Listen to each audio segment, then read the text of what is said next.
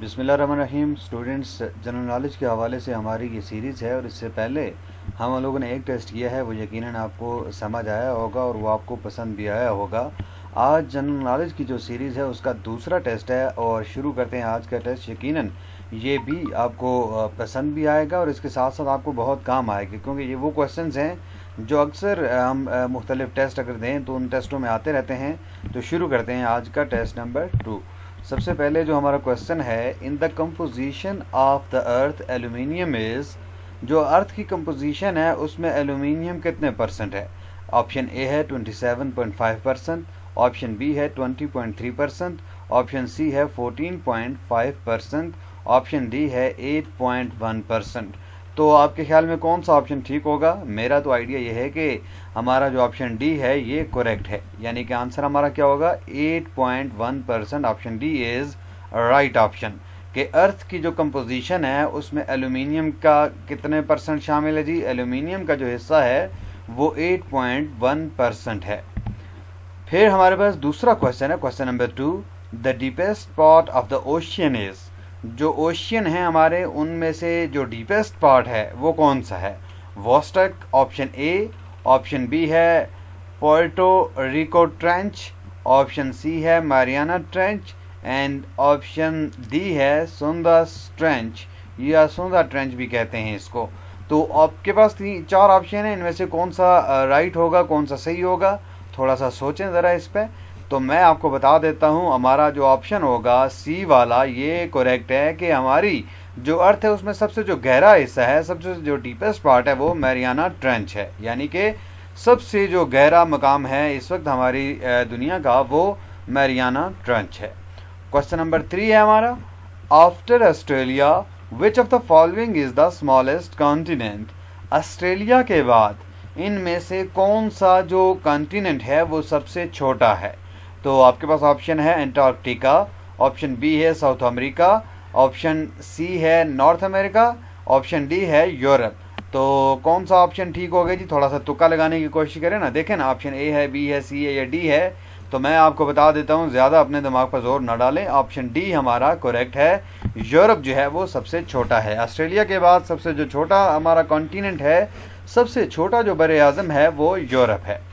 Question number 4 है हमारा, the deepest place in the Indian ocean.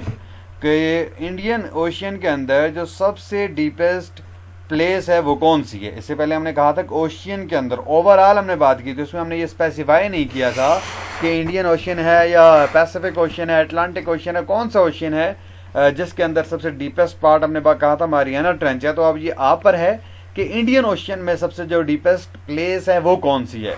Option A है Mariana trench, Puerto Rico trench, Sunda trench and ईजल trench. तो कौन सा ऑप्शन ठीक होगा? सोचें जी, थोड़ा सा सोचें, ज़रा दिमाग पर जोर डालें, ज़रा दिमाग की खिड़कियां खोलें। तो ऑप्शन हमारा सी वाला जो है वो करेक्ट है। Sunda trench is the deepest place in Indian Ocean. Question number 5 पे हम मूव करेंगे। The highest waterfall of the world, दुनिया की सबसे बुलंद जो आबशार है वो कौन सी है? सबसे हाईएस्ट वाटरफॉल वर्ल्ड में विक्टोरिया है, ट्योगेला है, एंजल है, नियाग्रा है। नियाग्रा मशहूर तरीन वाटरफॉल है, इसके बारे में थोड़ा बहुत आपको आइडिया होगा, अगर नहीं आइडिया तो मैं बता देता हूँ। ये कनाडा और अमेरिका की सरहद पर वाक़े है, ठीक है ना। नियाग्रा बड़ी खूबसूरत आबशार है। तो हमारा क्वेश्चन खूबसूरत के हवाले से नहीं है, हमारा क्वेश्चन ये है कि the highest waterfall of the world is, कौन सी वाटरफॉल है? तो angel is the highest waterfall in the world. दुनिया की सबसे बुलंद तरीन आबशार कौन सी है? एंजल है, ठीक है, ये ज़हन में रखना है आपने।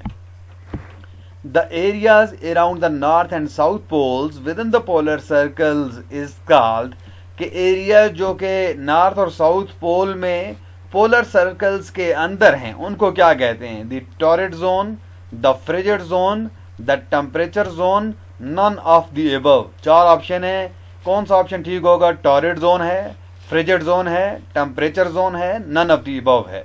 तो ऑप्शन हमारा कौन सा ठीक होगा? द फ्रिजिड जोन, ठीक है ना। The areas around the north and south poles within the polar circles is called frigid zone. के पोलर सर्कल के अंदर नॉर्थ और साउथ पोल के इर्द गिर्द जो एरिया होगा उसको हम फ्रिजिड जोन कहेंगे। क्वेश्चन नंबर 7 पे जाते हैं। Death valley in California USA is so called because of, death valley इसको क्यों कहा जाता है? It is highly polluted area in on the earth, it is extremely cold region on earth, one of the hottest places in the world, the existence of large number of volcanoes. तो reason क्या है death valley की? Reason ये है death valley की कि ये दुनिया के कुछ गर्म जो मकाम हैं, हॉटेस्ट प्लेसेस हैं, उनमें से एक ये आ जाता है, ठीक है ना? तो ये जहन में रखना है आपने कि हॉटेस्ट प्लेस है ये। क्वेश्चन नंबर 8 है, आइडेंटिफाई द लार्जेस्ट ओशियन। इनमें से लार्जेस्ट ओशियन कौन सा है? पैसिफिक ओशियन है, एटलांटिक ओशियन है, इंडियन ओशियन है या आर्कटिक ओशियन है? तो सबसे जो बड़ा ओशियन, सबसे बड़ा समंदर कौन सा है जी? सोचें थोड़ा सा। तो पैसिफिक ओशियन जो है वो मेरे ख्याल में सबसे जो है लार्जेस्ट ओशियन है। तो आपका आंसर जो होगा correct, that is Pacific ocean, ठीक है ना? पैसिफिक ओशियन है।